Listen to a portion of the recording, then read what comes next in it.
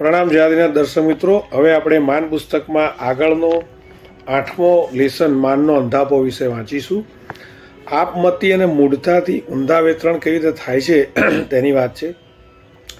એક એક જણ આગળ છે, ચારેય ગામ બહાર જાય છે, એક એકની પૂઠે થોડે થોડે અંતર એક એક છે. જુઓ ભવિતવ્યતા શું ઘાટ ઘડે છે, એક ક્ષણ પછીના ભાવિમાં શું છે એ આપણે કરી શકતા નથી ને છતાં આપમતી કે મૂઢતા ઉપર એવા ઊંધા વેતરણ કરીએ છીએ કે ક્ષણ પછી એના મહાદુઃખદ વિષમ પરિણામ આવીને ઊભા રહે. અહીં માનભટ્ટ આપમતીના અભિમાનમાં તથા પાછળના 3 મૂઢતામાં જુઓ કેટલા ભયંકર અનર્થ સર્જે છે. માનભટ્ટ ગામ બહાર શું કરે છે? પહેલો આગળ જતો માનભટ્ટ એ કંઈ સીધે સીધો તો ભાગી જતો જ નથી. એને જોવું છે કે પાછળ પત્ની શું કરે છે. એટલે એણે કાંતો સરવા રાખ્યા છે. શાંત રાત્રિ છે એટલે દૂર પણ પાછળ ઝટપટ આવતી પત્નીનો પગરવ સંભળાય છે. તે હવે ગામની બહાર નીકળી ગયા પછી એક કૂવા પાસે પહોંચ્યો. ત્યાં પાછું વળી જુએ છે તો પત્ની આવતી દેખાય. હવે એને પત્નીનો કેટલો સ્નેહ છે એનું પારખું કરવાનું મન થયું. વિચારે છે મેં એના પગમાં માથું મૂકીને કાલાવાલા કર્યા છતાં એ માની નહીં, તો હવે લાવ જોવું એનામાં મારા ઉપર કોઈ સ્નેહ છે ખરો? છે તો કેટલો છે? આ વિચાર ઉપર એણે એક મોટો પથ્થર ઉપાડી કૂવામાં ઝીક્યો અને પત્ની આવીને શું કરે છે એ જોવા પોતે તરત બાજુના ઝાડની પાછળ સંતાઈ ઊભો. અજાણીએ ક્રૂર લેસ્યા, આ ઝેરી અખતરો છે એમ કરવા પાછળ ક્રૂર લેસ્યા કામ કરી રહી છે. એની એને ગમ નથી, કેમ કે કૂવામાં પથ્થર ઝીકીને શું કરવાની ધારણા છે એ જ ને કે પત્નીને એવો ભાસ કરાવો કે જાણે ધણીએ કૂવામાં ઝંપલાવ્યું અને પછી પોતે ભયંકર દુઃખમાં શેકાય તથા કાંઈનું કંઈ કરે. આ કેટલી બધી ક્રૂર લેસ્યા છે! સ્નેહનું પારખું કરવું છે માટે જ આને. તે શું જીવન જીવવામાં ઉપયોગી તત્વ છે? આવા ઝેરી પારખા વિના અને ક્રૂર લેસ્યા કર્યા વિના જીવન ન નભે? બધું એ નભે ને? પ્રશ્ન: પણ સ્નેહને પારખ્યો હોય તો પછી એ રીતે જીવનમાં વર્તન રખાય? ઉત્તર: તે શું એ પારખા એવા ઝેરી અખતરાને કાળી લેસ્યાથી કરવાની? પરખને સ્નેહને પારખવાનું તો જીવનમાં ચાલુ પ્રવૃત્તિમાં સામાન્ય કેવી બોલચાલ છે, આપણા આવકાર કેવા કરે છે, એમની કેવી મુખમુદ્રા રહે છે વગેરે પરથી માપી શકાય. સ્નેહ ઓછો લાગે અને વધારો છે તો એને યોગ્ય પગલાં ભરી શકાય છે.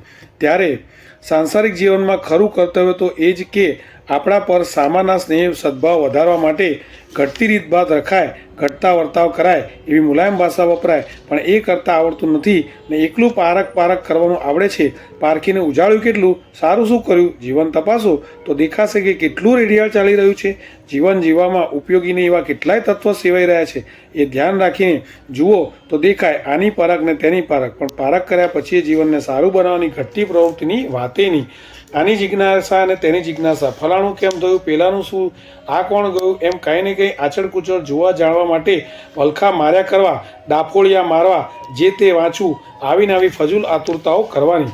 એવા શાસ્ત્રોની વાતોમાં આનું શું, પેલું કેમ વગેરે કોરી જિજ્ઞાસા ઊભી કરવાની ને એને તૃપ્ત કરવા ઇન્દ્રિયોને અને કાયા દોડાવ્યા કરવાની રાખી. આ જ જીવનને જીવન જીવવા નભાવ માટે છે તો એનો કોઈ ઉપયોગ ખરો?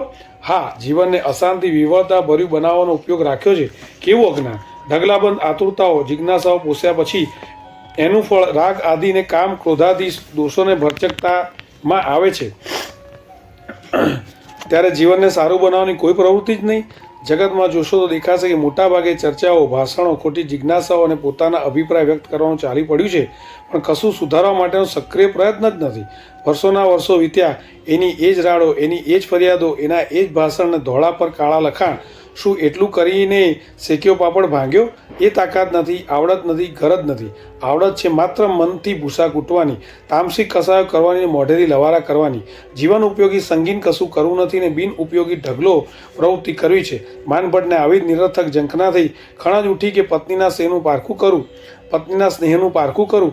તે કૂવામાં શીલા ધબકાવી પોતે ઝાડ પાછળ સંતાઈ ઊભો જુએ છે કે પાછળ આવતી પત્ની અહીં આવી શું કરે છે. કેટલું મોટું સાહસ! માણસને ભાન નથી હોતું કે હું સહેજ ખણજ ઊભી કરી એને ચડવા જઈશ એમાં કેટલો મહાન અનર્થ નીપજે. આ ભાન નહીં અને સાહસ કરી નાખે છે, પરંતુ એથી ભયંકર અનર્થ બની જાય છે. માનભટ્ટની પત્ની જે હવે કૂવાથી બહુ દૂર નહોતી, એણે કૂવામાં પેલી શીલા પડીને અવાજનો પડઘો ઉઠ્યો ને એ સાંભળતા જ એને ફાળ પડી કે હાય, આ તો ધણીએ કૂવામાં ઝંપલાવ્યું અને એનો આ અવાજ ઉઠ્યો.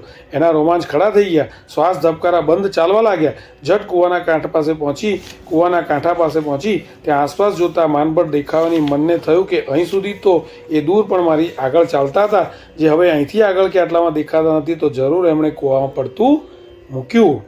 પત્નીનો કલ્પાન, અરે એ મારી પ્રસન્નતા ન મળવાથી નિરાશ થઈને પછી બીજી સ્ત્રી કરવાનો વિચાર ન કરતા હે અહીં આવી કૂવા પડ્યા. મારા જેવી અભાગણી પર આટલો બધો આંધળો પ્રેમ એમનો. નહીંતર એમને પુરુષને ક્યાં વાંધો હતો? એક સ્ત્રી વાંકી થઈ માનતી જ ન હોય તો બીજી પરણતા ક્યાં વાર લાગે? પરંતુ એમ ન કરતાં એક મારા પરના જ પ્રેમના માર્યા કૂવામાં ઝુકાવ્યું. ત્યારે હવે મારી કઈ દશા? દુનિયામાં સ્ત્રીઓને કુટુંબમાં અપમાન આદિ મળતા હોય કે દુર્ભાગ્યના કલંકથી બીજાઓ તરફથી દુર્ભાવ પામતી હોય ને એથી દુઃખે શીખાતી હોય, એવી સ્થિતિમાં એને એક જ આશરો પતિનો જ હોય છે. પણ અહીં તો એ આશરો ગયો, ત્યારે હવે મારે જીવીને શું કરવું છે એમ મનમાં આવતા જ એણે કૂવામાં પડતું મૂક્યું. જો વિષમતા! પતિ એક શબ્દ ફેરફાર બોલે એવું લાગતા તો પછી પેલા બિચારાએ ઘણી માફી માગી, ખુલાસો કર્યો, પગે માથું મૂકીને મનામણા કર્યા, છતાં એણે એની કિંમત ન ગણી. તે હવે એટલી મોટી કિંમત ગણે છે કે પુરુષ જેવો પુરુષ બીજી સ્ત્રીઓ પરણવાની સ્થિતિવાળો એ એમ ન કરતા એક જ સ્ત્રી પરના અનન્ય રાગમાં પ્રાણ છોડી દે છે. એ એની કેટલી મોટી વડાઈ! ક્યારે કિંમત ગણી? પેલો ખુવાર થઈ ગયાનું લાગ્યું ત્યારે. પણ હવે કિંમત આંકવાથી શું? જીવતા જાણ્યા નહીં ને મુવા પછી પોક મૂકી શું વળે? ઉલટું પેલો તો સાચે સાચ મર્યો નથી, ખુવાર થયો નથી, પણ આ તો ખરેખર જ કૂવામાં પડીને મરી. ડાપણ જરાક આવ્યું હોત તો, પતિથી માની ગઈ હોત તો ન પતિને ગુમાવવાનો કે જાતને ગુમાવવાનો પ્રસંગ આવત. જીવન કળા અવસરસર સમજી લેવું. બસ જીવન જીવવાની આ કળા છે કે વસ્તુની બહુ તંત ન ખેંચતા અવસરસર સમજી જવું. કદાચ ક્ષણભર એમ લાગે કે આપણે પાછા પડવું પડ્યું, પણ ચિંતા નહીં. કુદરત પર છોડવું કે એમાં જ કાંઈક સારો સંકેત હશે. ભવિષ્યમાં આના પર સારું થવાનું હશે.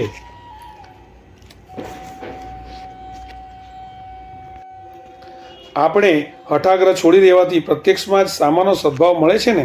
આપણા હૃદયને કૂણું ફોરું થવાનો લાભ પામીએ છીએ. ખોટી હઠ અને મિથ્યાત્વ તથા કસાયના ઘરની હઠ પકડી રાખવામાં દિલ કઠોર ને ભારે બને છે. અભિનિવેશ એક દુર્ગુણ છે. એની વાત છે હવે. અભિમાન, માન, આકાંક્ષા, વેર વિરોધ, તીવ્ર લોભ વગેરે કસાયો ખોટી હઠ પકડી રખાવે છે. માર્ગાનુસારીના ગુણમાં એ દુર્ગુણના ત્યાગ રૂપે અભિનિવેશનો ત્યાગ કરવો એ પણ એક ગુણ છે. અભિનિવેશ એટલે શું? ખોટી હઠ, ખોટી પકડ એ ખતરનાક છે. અભિનિવેશ એટલે ખોટી હઠ, ખોટી પકડ એ ખતરનાક છે. નળ રાજા જુગારમાં જીતવાની હઠમાં પડ્યા તો દાવ નાખતા નાખતા હારતા જ ગયા. તે આખું રાજ્ય હારી ગયા અને રાણી દમયંતી સાથે વનવગડામાં ભટકતા થવું પડ્યું. કેટલાકને એમ લાગે છે કે એમ કશી પકડ ન રાખીએ તો જીવન વ્યવહાર સરખો સી રીતે ચાલે? બધા આપણા પર સવાર જ થાય ને. પણ એ જોવું જોઈએ કે પકડની હદ હોય છે. બાળક હઠે ચડે ત્યારે માતા પિતાને પોતાની પકડ છોડી કેટલીક વાર નમતું જોખવું પડે છે, એને મનાવી લેવું પડે છે. એમ સ્વજન સ્નેહી પ્રત્યે પકડ અમુક હદ સુધી હોય એ નુકસાન ન કરે, પરંતુ પકડ બેહદ થાય ત્યારે નુકસાન આવીને ઊભું રહે છે. સામાનો સદ્ભાવ ગુમાવવાનું થાય છે. હઠ મૂકતા ગેરલાભનું શું? એક સુંદર સમજ ટાઇટલ છે. ત્યારે પકડ છોડી દેવામાં, હઠ મૂકી દેવામાં કદાચ પછીથી ગેરલાભ જેવું દેખાયું તોય મનને સમાધાન કરી લેવું જોઈએ કે આ ગેરલાભ તો કર્મનો હિસાબ છે. અશુભ કર્મનો ઉદય હોત તો એક નહીં તો બીજું નિમિત્ત પામીને ગેરલાભ કરાવત. માટે એને હઠત્યાગની સાથે ગાંઠવાની જરૂર નથી. વિચાર આ કે આપણા અને સામાના કર્મ અનુસાર તો તે વસ્તુ બન્યા જ કરે છે અને કરવાની છે. પણ આપણે આ અભિનિવેશ ત્યાગનો ગુણ કેળવી લઈએ. કમાઈ સુકામ જતી કરવી ને નાહક માન કસાઈને સારું પોષવો. હવે ટાઇટલ છે સાચી ખતવણીનો વિવેક. ગુણ કમાઈ પર ચોંટ રાખવી હોય તો ગુણ સાચવતા આવી પડતી આપત્તિઓને અવશ્ય ભાવિ કર્મોદય ખાતે ફરીથી આગળ. ગુણ કમાઈ પર ચોંટ રાખવી હોય તો ગુણ સાચવતા આવી પડતી આપત્તિઓને અવશ્ય ભાવિ કર્મોદય ખાતે ખતવવી. એથી પછી પાછા નહીં પડાય. દુઃખ સંકટ આવ્યું એ તો મારા કર્મે આવ્યું. ગુણથી દુઃખ સંકટ આવે નહીં. તેમ દોષ દુષ્કૃત્યથી લાભ દેખાય ત્યાં પણ લાભ તો શુભ કર્મોદયના પ્રભાવે, પણ દોષ દુષ્કૃત્યના પ્રભાવે નહીં. શુભોદય બંધ પડતા પછી તો એ દોષ દુષ્કૃત્યના હિસાબે લાતો જ ખાવી પડે છે. તો ગુણ કમાઈ માટે વિચારણા. બાહ્ય લાભ, નુકસાન, આપત્તિ, સંપત્તિ એ તો શુભ અશુભ કર્મને આધીન છે, પણ મૂરખ જીવ એને ગુણ દોષ સાથે સાંકળે છે. કે દાખલા તરીકે જુઠ્ઠું બોલ્યા તો પૈસા મળ્યા, સાચું બોલ્યા હોત તો ન મળત. દુનિયામાં જુઠ્ઠા બોલનાર ઘણા, પણ કેટલાને પૈસા મળે છે? પૈસા તો પુણ્ય પહોંચે તો જ ને તેટલા જ પ્રમાણમાં મળે છે. જૂઠ તો માથે જ પડવાનું છે. દેખીતું દેખાય કે જૂઠ ન બોલ્યા અને પૈસા મળતા અટક્યા. ત્યાંય કુદરતનો કોઈ સારો સંકેત સમજવાનો કે આવા પૈસા ન મળવામાં મારું ભાવિ સારું હશે. એવા પૈસામાં તો કોને ખબર કાંઈ બીજા ભાવિ નુકસાન છુપાયા હોય. મનને આવા સમાધાન કરી લેતા આવડવું જોઈએ, જેથી ગુણ કમાઈ પર ચોંટ રહે, ત્યાં પછી દુરાગ્રહ જતા કરવા પડે. માનભટ્ટની પત્નીએ પતિના મનામણા ન માનવાનો દુરાગ્રહ પકડ્યો તો હવે એ પોતે પસ્તાવો કરી ઠેઠ કૂવામાં પડતું મૂકવા સુધી પહોંચી.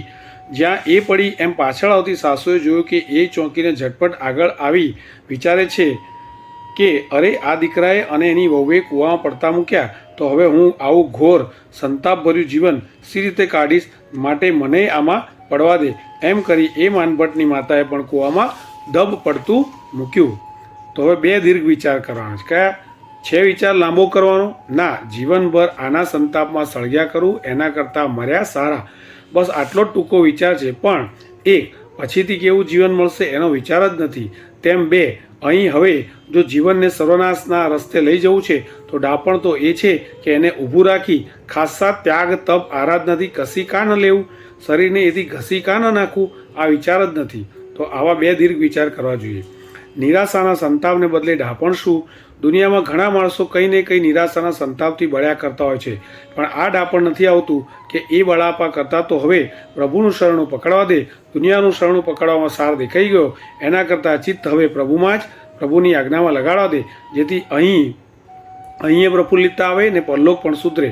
દુનિયાના ખત્તા ખાધા પછી પણ જો આ અક્કલ ન આવે તો એના બિચારા ફૂટેલા ભાગ્યમાં નવા ખત્તા ખાવાનું લખાયેલું રહે છે.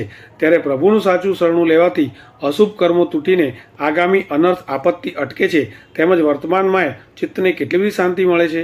એટલું ધ્યાનમાં રહે કે પ્રભુનું સાચું શરણ પકડવામાં પહેલા નંબરમાં જીવ માત્ર પ્રત્યે મૈત્રી ભાવ ઊભો કરવો પડે. એટલે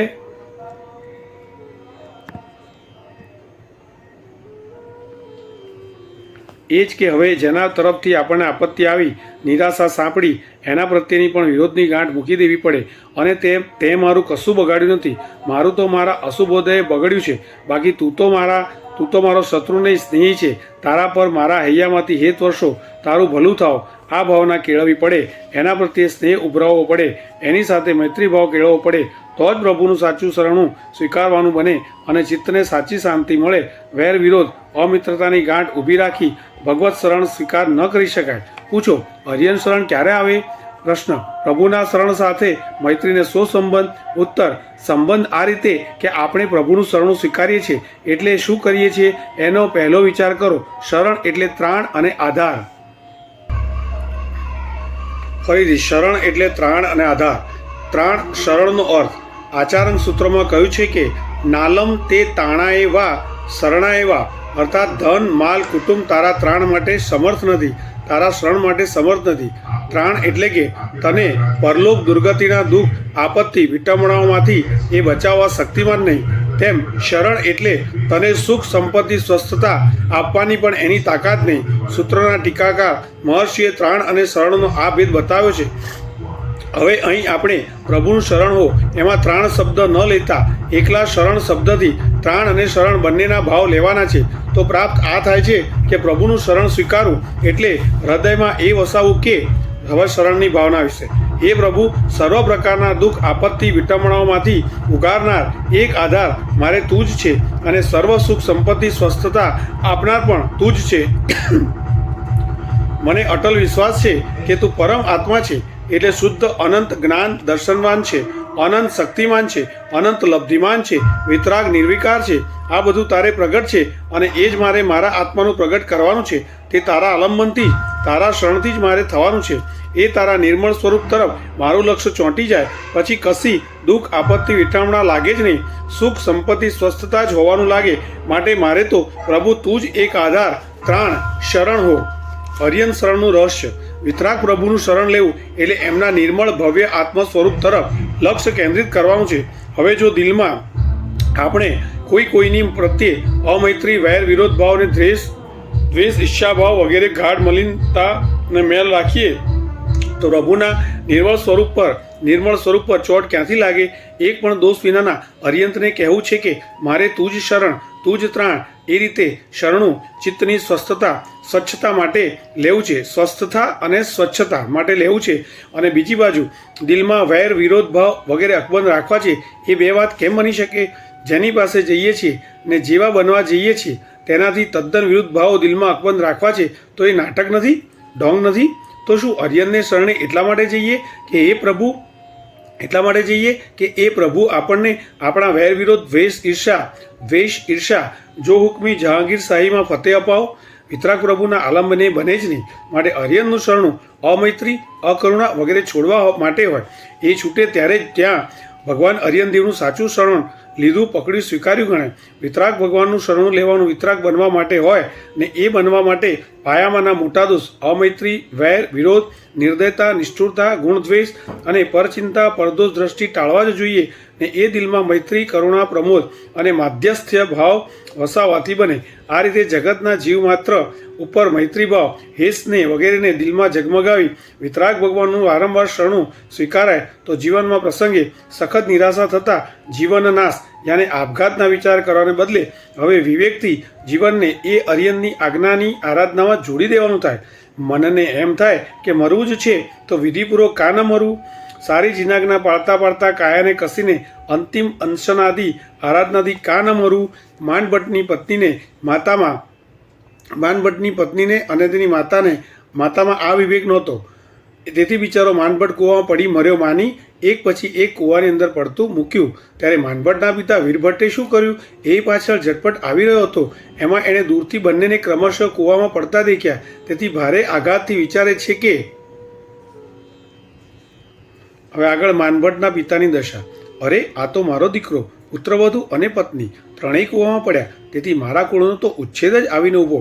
દુશ્મનના હાથના દંતસૂળ પર મેં ઠીક જ લહેરથી ઈંડોળા ખાધા. પરિણામ શત્રુના હાથમાં સહેલાઈથી પકડાઈ કે હાથીના પગ નીચે છુંદાઈ જવા માટે જ ને? તેમ આટલે ઉપાડે ઘર જમાયું તે હવે રોતા બેસવા માટે જ ને? આના કરતાં તો મરું, જેથી જિંદગી રોઈ રોઈને ન કાઢવી પડે. એમ વિચારી પિતા વીરભટ્ટે પણ કૂવામાં પડતું મૂક્યું. હવે ધૈર્ય અને વિવેક કેમ હોંગા? એના પર આચાર્ય ભગવાન કહે છે, કહો વીરભટ્ટ બુજુર્ગ ઉંમરનો અને મરદ જેવો મરદ, છતાં એનામાં વિવેક રહ્યો, ધૈર્ય રહ્યું? ધૈર્ય ક્યાંથી આવે? કેમ કે મોટાભાગે અધૈર્યથી ભરેલી દુનિયાની વચમાં રહ્યો છે. તેથી જેવું દેખે તેવું શીખે. એ ન્યાય મનમાં અવસરે અધૈર્ય અધિરાઈ જ આવીને ઊભી જ રહે. પૂછો ને કે પાગલ દુનિયા વચ્ચે કેમ બચવું? પ્રશ્ન. એમ તો બધાય આવી દુનિયામાં જ રહીએ છીએ, તો ધૈર્ય આવે જ નહીં? હંમેશા કપાળે અધૈર્ય જ લખાયેલું રહે? ઉત્તર. એકલું અધૈર્ય જ શા માટે? અનેક બીજા દોષ દુષ્કૃત્યો પણ કપાળે લખાયેલા. કિંતુ જોજો, એ બિન સાવધને. બાકી જે સાવધાન છે અને જેણે સમજી રાખ્યું છે કે મોટા ભાગે દુનિયામાં તો અધિરાય વગેરે દોષો જ તથા અધપતન જ જોવા મળવાના, પરંતુ તારે જો એની જેમ અધપતન ન જોઈતું હોય અને વિકાસ સાધવો હોય તો 1. દુનિયાની એ રીત નીતિને પાગલતા જ ગણવાની. 2. જાતને માટે ધૈર્ય વગેરે ગુણો જ કેળવવાના. 3. વ્યર્થ વલોપાત અટકાવી કર્મ નાટકનું ચિંતન વગેરે સત્પ્રવૃત્તિ જ રાખ્યા કરવાની. 4. દુનિયાની એ પાગલ દશા જોઈને તો દુનિયાની દયા ખાવા સાથે તારી સાવધાની ભરી સમજને દ્રઢ કરતા જવાનું. 5. ગુણોનો અને સત્કૃત્યોનો પક્ષપાત મજબૂત કરતા રહેવાનો. આવું જેણે સમજી રાખ્યું છે એ તો દેખ્યું શીખવાવાળો નહીં પણ વિવેકનું શીખવાવાળો બન્યો રહેવાનો.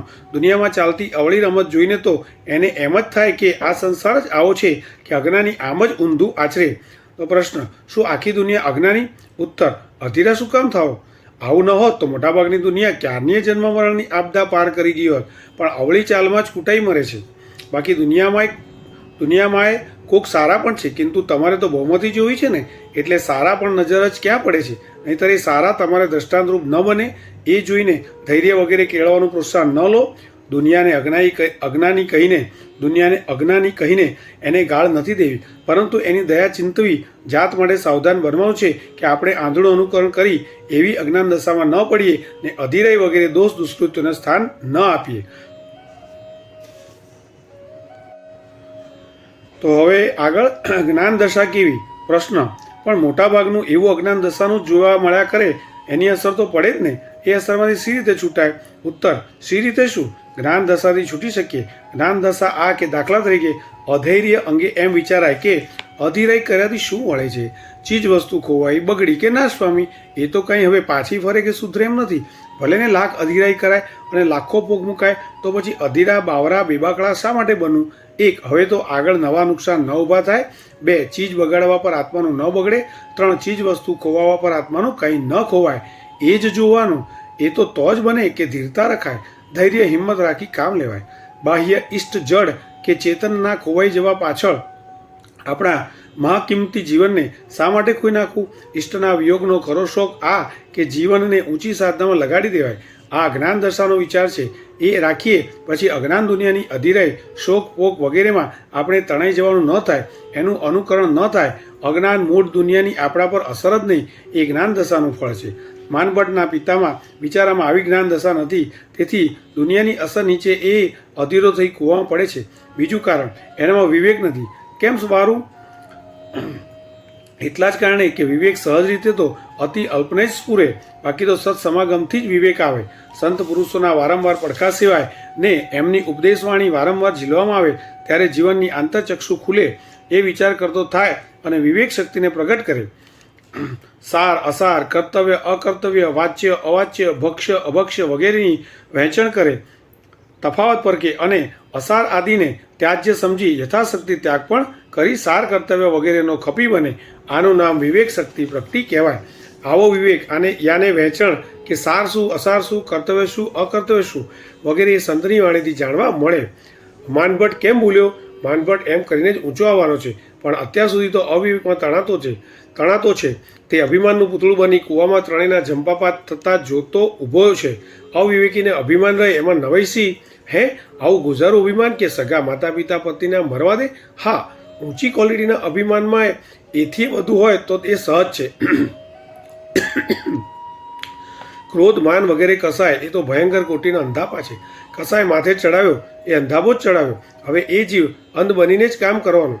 અજયપાળનું અભિમાન જુઓ. રાજા કુમારપાળે તો ઠામ ઠામ સુંદર જીન મંદિરો ખડા કર્યા, પણ એના અનુગામી રાજા અજયપાળે તો અભિમાનમાં અંધ બની નવા એથી વધુ સરસ બંધાવાને બદલે એને જ તોડવાનો ધંધો આદર્યો. કેટલાય મંદિરો તોડી નખાવ્યા. હવે ભવૈયાની લપડાક એવો એક ટોપિક આવે છે, પણ હવે તારંગાજીનું મંદિર તોડવા જવાનો હતો, ત્યાં ભવૈયાએ એવી એને માર્મિક શબ્દની લપડાક લગાવી કે એ હવે મંદિરો તોડવાથી અટક્યો. વાત જાણે એમ બની કે પાટણના નગર શેઠે ભવૈયાને તૈયાર કર્યો અને ભવૈયાએ રાજા અજયપાળ પાસેથી સિફતથી પોતાને અભયદાન લખાવી લઈ રાજાને નાટક જોવા નોતર્યો. નાટકમાં ભવૈયો મરણ પથારી રહી ચારેય છોકરાઓને કહે છે, આ મારું ઘરમાં દેવ મંદિર છે, એની પૂજાપાઠ આરતી બરાબર સાચવજો. ત્રણે તો માન્ય કર્યું, પણ નાનો છોકરો ડોસાના વારંવાર કહેવા છતાં માનતો નથી ને ઉપરથી ધોકો લઈ નાનકડા મંદિરને તોડી નાખે છે. ત્યાં ડોસો તતડી ઉઠી અને કહે છે, અરે નાલાયક, આ તે શું કર્યું? મંદિરને પૂજવા માનવાનું કે મંદિર બનાવવાનું તો દૂર, પણ મારા જીવતા જ મંદિરને તોડી નાખે છે. મૂર્ખ, તારા કરતાં તો રાજા અજયપાળ સારો, કે જેણે કુમારપાળના જીવતા એકે મંદિર ન તોડ્યું, પણ એના મર્યા પછી તોડે છે. ત્યારે તું મોટો નાલાયક મારા જીવતા જ મારું મંદિર તોડી રહ્યો છે. નાદાન, તારામાં એટલી તો મરદાનગી નથી કે નવું મંદિર ઊભું કરું ને કોઈના સારા કામને તોડવાની પિસાચી લીલાને બાયલા પટ્ટી જ તને આવડે છે? કંઈ નરકનો મહેમાન થવા ધાર્યું છે? હવે દુનિયામાં માણસ ચાર જાતના. એક, ઉત્તમ, તે સારા કામ કરે. બીજો, મધ્યમ, તે જાતે કરવા અશક્ત છતાં સારા કામની ભારોભાર પ્રશંસા કદર કરે.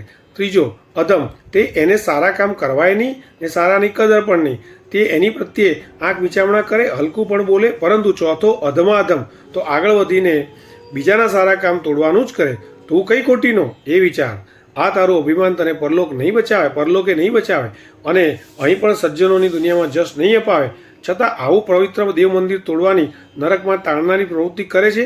અહીં જીવીને કેટલું જીવીશ, પછી શું? અજયપાળ પાછો કરે છે. રાજા અજયપાળ આ સાંભળીને સમી ઉઠ્યો. ભવૈયાને ગમે તેવું નાટક બતાવવાની છૂટ અને એમાં ગમે તે આવે એની છૂટ આપી હોવાનો પોતાને ખ્યાલ છે, એટલે અહીં ગુસ્સે થવાને બદલે પોતાની અધમતા નિહાળે છે. ત્યાં જ ઊભો થઈ ભવૈયાને કહે છે, શાબાશ શાબાશ તને, આજ તે મારી આંખ ખોલી નાખી છે, મારું અભિમાન ઓગાળી નાખ્યું છે. આજથી હું સંકલ્પ કરું છું કે રાજા કુમારપાળના કોઈ પણ મંદિર વગેરેને તોડીશ નહીં. કસાય, અવિવેક વગેરેમાં અંધાપા પર પુત્ર અને પિતા. બસ ત્યાંથી રાજા અધમ કૃત્યથી અટકી ગયો. પણ એ ક્યારે? ભવૈયાની લપડાક પડીને અભિમાન ઓગળ્યું ત્યારે. ત્યાં સુધી તો અભિમાનના અંધાપામાં કુમારપાળ રાજાના સુંદર કળાયુક્ત મહાપવિત્ર જીન મંદિરો તોડી નાખવા પાછળ મચી પડ્યો હતો. એમ માનભટ્ટે પણ અભિમાનના અંધાપામાં પત્ની તથા માતા પિતાને કૂવામાં પડતા જોયા, પણ અટકાવ્યા નહીં. ત્યારે એના બાપ વીરભટ્ટમાં અવિવેકનો અંધાપો એવો કે એણે પોતાના શ્રેષ્ઠ કિંમતી જીવનની અને એમાં સાધી શકાય એવી પ્રભુ ભજન, પરોપકાર વગેરે સાધનાઓની મહાન કિંમત જોઈ નહીં અને જીવનભરના સંતાપથી બીને કૂવામાં ઝંપલાવ્યો. માટે કહો, અવિવેક, કસાયોને મિથ્યા માન્યતા વગેરેના અંધાપા ભૂંડા કે જે તેથી સર્જાતા અનેક જન્મોના સત્યાનાશ દેખવા દેતા નથી. હવે આભ્યંતર સંયોગોમાં અનિત્યતાની ભાવના. માન ભટ્ટે ત્રણેય કૂવા પડ્યા ત્યાં સુધી તો જોયા કર્યું. એ અભિમાનરૂપી મહારાક્ષસને પરાધીન હતો એટલે એણે અટકાવવાનું ન કર્યું. પણ હવે ત્રણેય નિર્દોષ અને પ્રેમાળ કારમાં મૃત્યુ થયા એ પર વિચાર કરતાં એનું હૈયું કંપી ઉઠ્યું. અભિમાન હવે ઓગળી ગયું. અંતરનું અભિમાન ટકાવી શક્યો નહીં. અનિત્યતાની ભાવવામાં શાસ્ત્ર કહે છે કે અનિત્યતા બાહ્ય અને આભ્યંતર બંને પ્રકારના સંયોગોની ભાવવી વિચારવી. જેવી રીતે બહારના કંચન, કુટુંબ, કીર્તિ વગેરેના સંયોગો અનિત્ય છે, નાશવંત છે, કાયમી ટકવાવાળા નથી, એવી રીતે આભ્યંતર મલિન લાગણીઓના સંયોગ પણ વિનશ્વર છે. માણસ એકવાર ગમે તેવા ક્રોધમાં ચડે પણ પછી એ ક્રોધ એવો ને એવો ટકતો જ નથી. ક્રોધમાંથી તો અભિમાનમાં અને અભિમાનમાંથી લોભમાં કે શોકમાં ઉતરી જાય છે. તો ક્રોધમાન રોકવા શું વિચારવું? એટલા જ માટે ડાયો માણસ આ વિચારે છે કે જો ક્રોધ કે અભિમાન ટકાવી શકવાનો જ નથી તો પછી એવા ક્રોધ કે અભિમાનને કરવાનું મારે કામ જ શું છે? તો પ્રશ્ન આવે સભામાંથી, અગર ક્ષણવાર જ કરવો છે એમ માનીને કરે તો? ઉત્તર, એ શા માટે? જે લાભ માટે કસાય કરાય છે એ લાભ પણ અનિત્ય છે.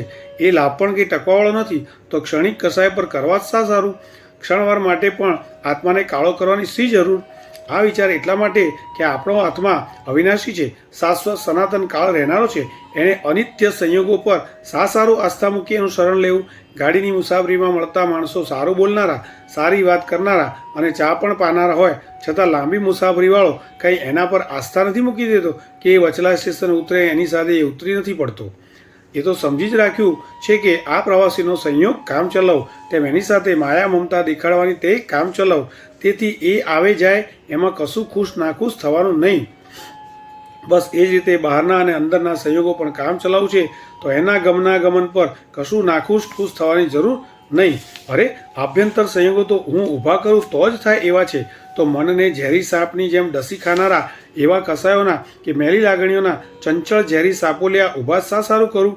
ક્ષણવાર પણ એથી હૃદયને કાળું કરું શા માટે? આ વિચાર સદા જાગતો રહે તો ઘણો બચાવ મળે. કેટલીય આંતરિક મેલી વૃત્તિઓ ઉઠતી અટકી જાય. ધનની જેમ ધનનો મોહ પણ અનિત્ય છે.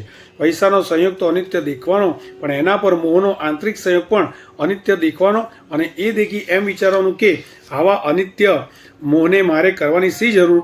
ઠીક છે, કામ ચલાવ એને સાચવા જરૂરી છે તો સાચવી લો, પણ સમજી મૂકીને કે આ નાશવંત છે, એનો મોહ પણ નાશવંત છે. જરાક પરિસ્થિતિ બદલાતા, દાખલા તરીકે જેના પર મોહ કરેલ એ પૈસાને લીધે જ કોઈ જાસા ચિઠ્ઠી આવી, અગર કુટુંબમાં મોટો ઝઘડો ઊભો થયો, ત્યાં સરકારી દખલ આવી વગેરે, તો એ જ પૈસા પર મોહને બદલે તિરસ્કાર છૂટે છે. માટે પહેલેથી જ મોહ કરવાનો નહીં. માન ભટ્ટમાં ક્યાં આ વિવેક હતો કે હમણાં જે અભિમાનમાં અક્કડ બનું છું એ જ અભિમાનનો સંયોગ ટકવાનો નથી તો મારે એને પહેલેથી જ પગઠામ શા માટે આપવું? આ વિવેક નથી એટલે અભિમાનમાં ચડ્યો ત્યારે તો આંખ મીચીને ચડ્યો, પરંતુ હવે એને પડતો મૂકી નરમ ગેસ થઈ ગયો, રાંકડો ગરીબડો થઈ ગયો. કેમ કે પોતાની જ ભૂલે નિર્દોષ પ્રેમાળ માતા પિતા પત્નીના એકી કલમે આવા કારમાં કમોદ થયાનું એના ધ્યાન પર આવ્યું. એ દેખીને એને ધ્રુજારી વછૂટી. તો આ સાથે 8મું ચેપ્ટર પૂરું થયું. હવે આવતા એપિસોડમાં 9મું ચેપ્ટર માનમાં ભૂલ્યા એના વિશે વાત કરીશું. જીનાગના વિરુદ્ધ કંઈ પણ કહેવાઈ ગયું હોય, જીનાગના વિરુદ્ધ કંઈ પણ કહેવાઈ ગયું તો ત્રિવિધે મિચ્છામિ દુક્કડમ. પ્રણામ. જય આદિનાથ. અમારી યુટ્યુબ ચેનલ જે સ્ક્રીન પર દેખાય છે જૈનિઝમ આશીષ, સબસ્ક્રાઈબ કરવા નમ્ર વિનંતી. પ્રણામ.